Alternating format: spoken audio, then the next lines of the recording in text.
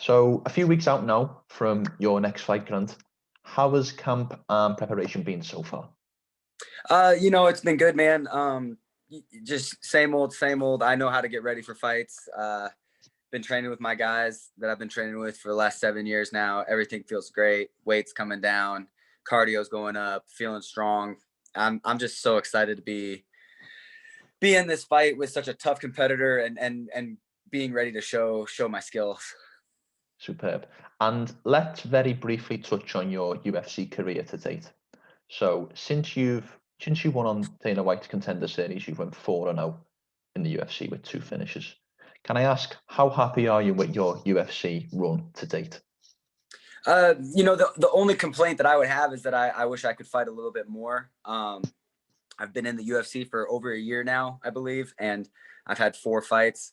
I would like to pick those numbers up in 2021, and the main reason for that was I couldn't make 145 without at least 8 weeks notice. So when you put those kind of stipulations on your fights, you don't get to be picky and choosy about how many times you get to fight or who you get to fight. So being that I'm going up to 155 permanently now, my goal for 2021 is to get at least 4 fights in, to double my amount of fights in 1 year. I believe you had 2 last year, one in February and one in September or August, if I'm not mistaken. Yes, I don't remember. I actually looked at the date the other day, and I can't. I'm so bad with dates. I just show up when they tell me to show up. Yeah. I suppose given the current scenario, I suppose 2 fights is generally speaking quite busy because there is some fighters who we haven't seen post pandemic, really. Yeah, I mean, we're lucky and blessed enough to have jobs that got through this pandemic and allowed us to continue to fight. So that's awesome. But it's still one of those things where if you ask the question, I answered the question. I want to fight more. Yeah, of course. Yeah. Can I ask as well, if we just carry on with talking about your recent form? 3 of your last 5 wins have come by rear naked choke, and I've looked on your record and you have a lot of rear naked choke victories. Can I ask, is there something about that submission that comes naturally to you, or why do you think you get so many rear naked chokes specifically? Well, yeah, I feel like a big part of it is I'm really good at taking people down, and I'm really good at taking the back. The most, I feel like the most high percentage move is the rear naked choke. It's the hardest to get out of. And if you get the back, it's the easiest to get. I feel like my style is kind of, beat people up until they decide, hey, I have to give up my back to get up. And then I take their back and choke them. And a lot of the times, I'm going to tell you, man, it's not that I've hit this slick rear naked choke. A lot of the times it's my pressure is just too much for these guys and they want out. So they say, hey, stop hitting me. Here's my neck. Take it. And I do. Yeah. Well, it's just something I wondered. It's just that is probably, if it was to a certain extent a more rare submission, that might have been a better question. But generally speaking, the rear naked choke probably is, perhaps with the guillotine, is probably the 2 most common submissions we see. Is that fair to say? I would say so. I can't really, I mean, arm bars are kind of outdated. It's really hard to control people at this level with joints, because we can move and there's a lot of room for scrambling and people just understand the positions. With guillotines and rear naked chokes, you really lock their body down completely before going for their neck. So it's really, like you said, I believe the 2 are rear naked chokes and guillotines are the most high percentage. At least I would think. I can't think of another one.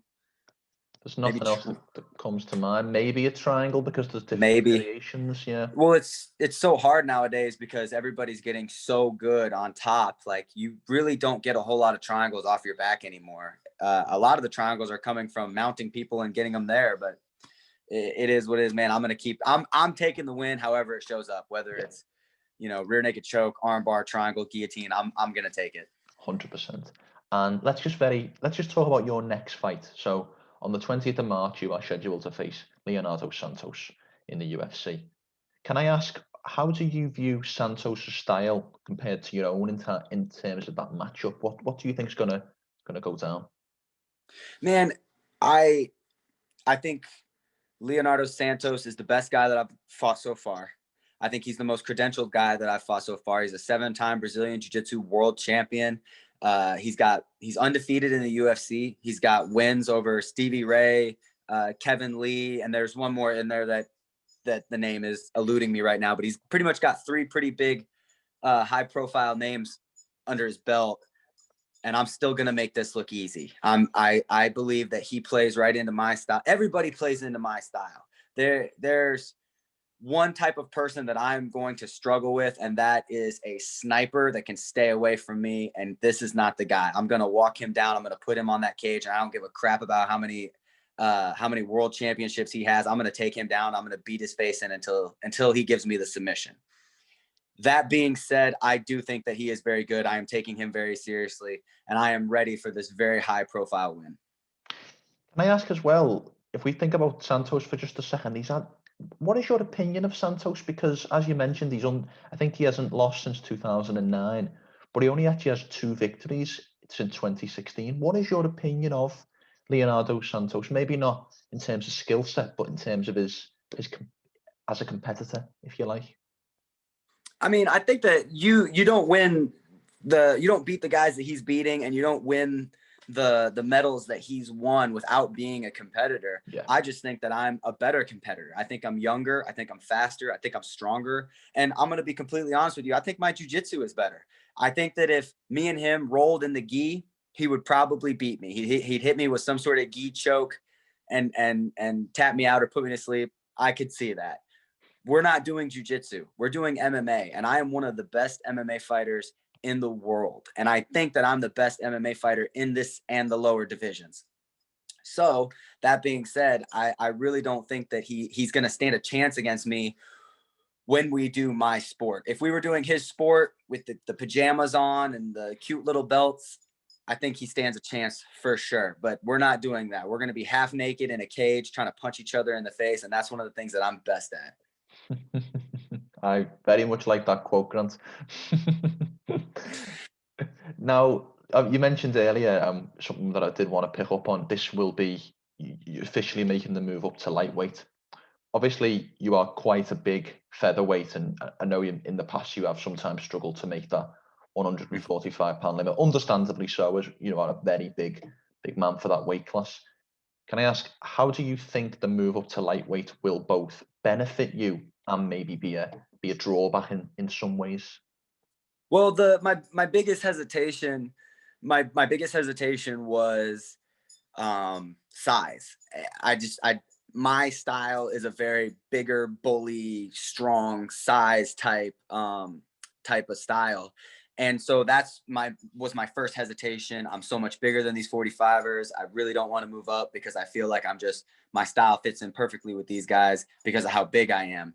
The moment I made the decision to move up, I've got my man body or whatever you want to call it. I've put on some size. I think that you will see a different Grant Dawson in there just from a physique standpoint. I've moved my strength and conditioning to 3 days a week. I'm taking it very, very seriously. I have one of the best strength and conditioning coaches in the world over at Exos. And I really feel like the size really isn't going to play too much into it. And if I had to pick a downside to moving to 155, I would say that the competition's a little bit steeper. I believe 135 and 155 are the 2 toughest weight classes in the sport. If you go through the top 15, there are more champions, former champions, and champions from other weight classes in the top 15 of 155 and 135 than there are at 45 or 70. So I really feel like, 55, the competition is going to be a little bit steeper, but it's only going to make my wins look all that much better. And I'm in this sport to be a world champion for at least one night. So if you're going to do it, you might as well do it against the best in the world. Yeah, I love that attitude. So what you're effectively saying is whereas some guys move up in weight and basically cut 10 less pounds, you are building a lightweight body. Is that fair to say? I would say so. I thought it was going to take 1 or 2 fights to really fill into the weight class. I don't think that anymore. I really think that we're going to hear the commentators mention, how did this kid ever make 145? He's humongous. He's just ragdolling this dude. I do think that Santos is big. And I think that when I get a hold of him, people are really going to see how different it is when I get a hold of people. Yeah, 100%. I couldn't agree more. Now, let's touch on the gym that you are primarily based in. Glory MMA and Fitness head coach James Krause. Can I ask first and foremost, how long have you been at that gym? I've been here for, I believe, a little under 7 years. 7 years is coming up. So, and I've been training at Glory and pretty much only Glory for 7 years. You know, I came to them when I was just turned 20. Was about to make my pro debut, and I've been with them ever since. Yeah, yeah. And obviously it would be difficult to say how much your game has improved, you know, relative to being somewhere else. You've been there for I would assume, the entirety of your pro career. Is that fair to say? Yes. Yep. Yeah. So how much do you think that the likes of James Krause and some of the other notable names that come out of there have helped to improve your game? You know, man, it's absolutely, it's incredible. One of the things is, it's, you know, sink or swim here.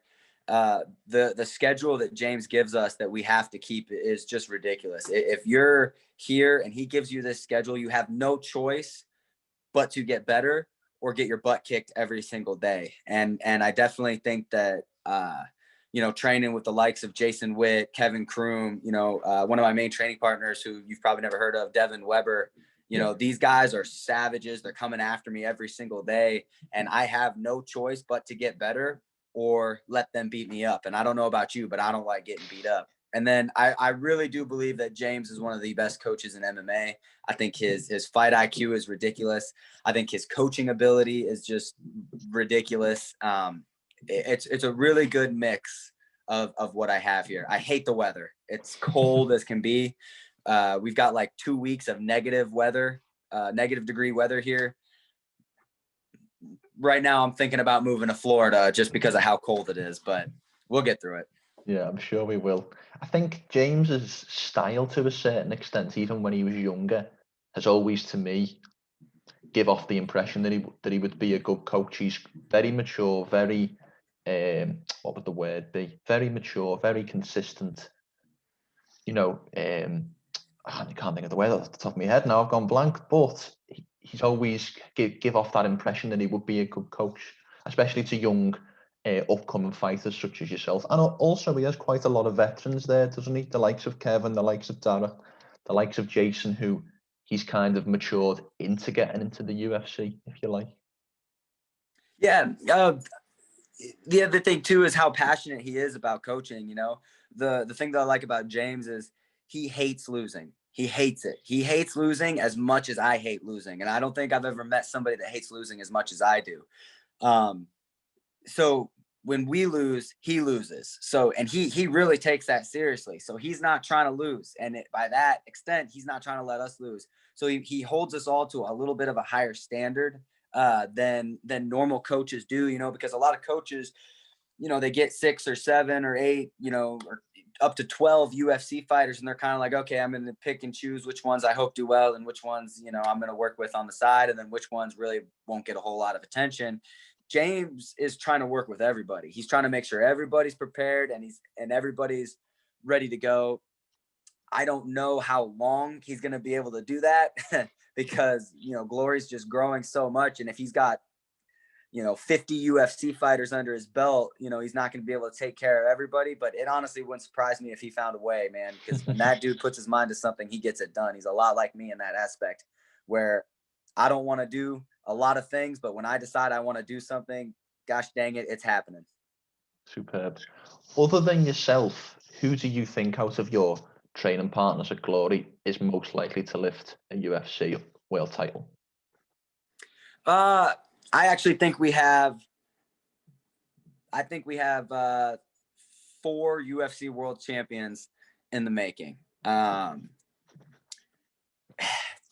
Man, I'm gonna throw myself under a bus here because I'm gonna forget somebody and they're gonna get mad at me. But I think myself, I think Kevin Kroom has everything that it takes to become a world champion, and I think he's actually gonna fast track it. I actually think that he'll get ranked before me just because of how exciting he is and how many, like, he can take fights like that because his weight is so low. I think that he'll get there. And then we have 2 guys that Jeff Molina is another one. He's our 125er. He just fought on the Contender Series, and he's having trouble getting booked right now. But I'm telling you, when you see that guy When you see that guy strike, I think that he can strike with Figueiredo right now. I really, really do. He is, other than James, he is probably the best striker in the gym and one of the best strikers I've ever gone with. He really is amazing. And then we have these two guys that nobody's ever heard of, but we got this amateur named Mohamed Zwolak, and that kid reminds me so much of myself. You know, he just day in, day out, gritty, grimy, gets a hold of you. He's got ridiculous strength, really good jiu-jitsu, and he's durable as crap. I think that he's going to work his way to a world title. And then my main training partner, Devin Weber, who people think is my older brother because we look so much alike. He's ridiculously good. He's had a rough patch here and there, but you know, he's going to be one of those guys that gets in and just explodes the sport. He's so good. And there are more, and for sure, I think that a bunch of anybody in the gym can work to that level. Anybody in the gym can work to getting to the UFC. It's just about what you want to sacrifice and put into it. Yeah, superb. It's always a good thing, isn't it? I'm sure James would like to hear that there's so much talent in his gym. It would, you know, it is a good thing to hear that you've got so many options for the UFC world champion. Yeah, and the cool thing about that is a lot of talent, you know, in other gyms, like, oh, this guy's a already world-class wrestler, you know, he's training at this gym now and he's building, or this guy is a world-class whatever, now he's training there. We've really, or James, I shouldn't say James has really built guys from the bottom up, you know, the high school wrestlers that took 6th at state that no colleges want. He's building those guys up to MMA fighters, you know. The kid, Mohamed Zwolak that I just mentioned, he's got no wrestling background. He's got no striking background. He was literally just a kid from the hood that came in off the streets, and we took him under our wing, and now he's undefeated as an amateur. He's about to make his pro debut. And I truly think that right now, after just a year of training, he has got the skills and the work ethic to become a world champion. Superb. Now, if we turn the conversation a little bit back to yourself and your career, a little bit earlier, you mentioned that you want to have 4 fights in 2021, which, if your first is in March, isn't an impossible task. But what else do you want to accomplish this year? Is the goal to get a number next to your name? Is the goal to beat a specific opponent? What are you looking to get out of 2021 other than 4 fights? I mean, I have 3 goals MMA wise. Obviously, first off is to win this fight, blah, blah, blah. I want to fight a legend. I want to fight Clay Guida after this fight. He said that he wants to fight an up-and-comer. He said he doesn't want to fight somebody with 10 fights in the UFC. He wants one of the young bucks. I'm one of the young bucks. I'm going to be coming off a win. He's going to be coming off a win. I'm 155. He's 155. Fighting Clay Guida, that's first on my list. And then second on my list, of course, is to get a number next to my name, at least by the end of the year. I have a feeling that when I beat Santos, if I get to fight Clay and beat him, I'll have a ranked opponent after that. And then my third goal, man, is just to get a little bit more recognition. The UFC has been great to me. The UFC has been nothing but amazing to me, but I do feel like I'm one of the better up and comers in the sport, honestly. And I feel like not a whole lot of people know my name. And a big part of that is my fault, not being as vocal on the mic, you know, not being as active on social media as I should be. And I'm really working on changing that just to get a little bit more popularity out there. One of the things that one of my life goal is to win a world title, and that's it. But being good at MMA is not enough anymore. You have to be good at nutrition. You have to be good at strength and conditioning. You have to be good on the mic. You have to be good with people. That's just facts. And anybody that tells you otherwise is wrong. Every amazing fighter, every millionaire out there that's got their money through fighting, they're all good at those things.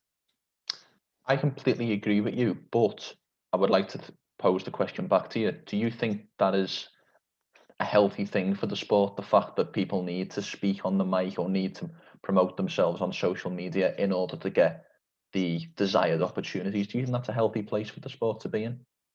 I mean, it doesn't matter. It doesn't really matter. I mean, getting leg kicked and flying knee to the face probably is less healthy in itself.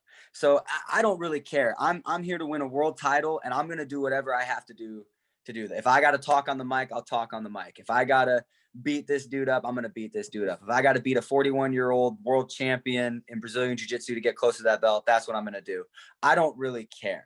I'm gonna do what I got to do to win that belt, and you just tell me what I got to do, and I'll do it. Superb. Final question, Grant. I know you are busy. Give me a final prediction for your fight on the 20th of March. What goes down between yourself and Leonardo Santos? Well, it's absolutely going to be a win, and I have no idea why, but for some reason, I just keep seeing myself armbar him. I have no clue. That's probably not going to happen. I'm going to almost guarantee you that's not going to happen, but for some reason in my brain, I just keep seeing me armbarring him. I'm not even good at arm bars, but gosh darn it, you asked the question. I answered the question. I'm going to armbar him. Let's go. That would be a superb statement to Crazy, wouldn't it? Leonardo Santos, especially with an armbar. To be honest, if it wasn't your patented rear naked choke, would be one thing, but for it to be an armbar would be another. I think I have like 2 armbar victories in my amateur career, and that's like it. I mean, I don't even do a whole bunch of them in the gym. I don't know why. I've literally just been like, holy crap, I'm gonna armbar this dude. Probably not gonna happen, but winning's winning. I don't really care otherwise. I'm gonna try. Superb. Grant, it was an absolute honor to speak to you tonight. Today. Thank you for having me. It was a lot of fun. Thank you. I also love your accent, by the way. Do you know where I'm from? Britain? Do you know whereabouts? I speak very much like a very brash UFC middleweight. Iceland? No, Britain was correct, but I mean the specific region of Britain. Sorry. Like Leon Edwards? Is that who you? No, Leon Edwards is from Birmingham. I'm from Liverpool. I'm very much like Darren Till. There we go. Let's go. Can you do me a favor? Can you say you're the best striker in the division for me? You're the best striker in the division for me. Let's go. I love it. Thank you so much for having me, man. It was great. Before we finish, how can people find you on social media? Yeah, guys, follow me on Instagram. That's really the big one that I get on. If you also want to follow me on Facebook, follow me on Facebook. Don't follow me on Twitter because I hate Twitter. Couldn't agree more. Before we finish, is there anything you would like to say or sign off with at all? Can I make a quick thank you to my people real quick? Of course. I want to thank my team, my coaches. I want to thank my girlfriend, Elle. She's been great through this whole camp, helping me with everything, all the stress that's been going on. Thank you so much. But the biggest thank you I have to give is I got to give a shout out to the sidewalk for keeping me off the streets. I really like that, Grant. Thanks a lot for your time today. Absolutely, brother.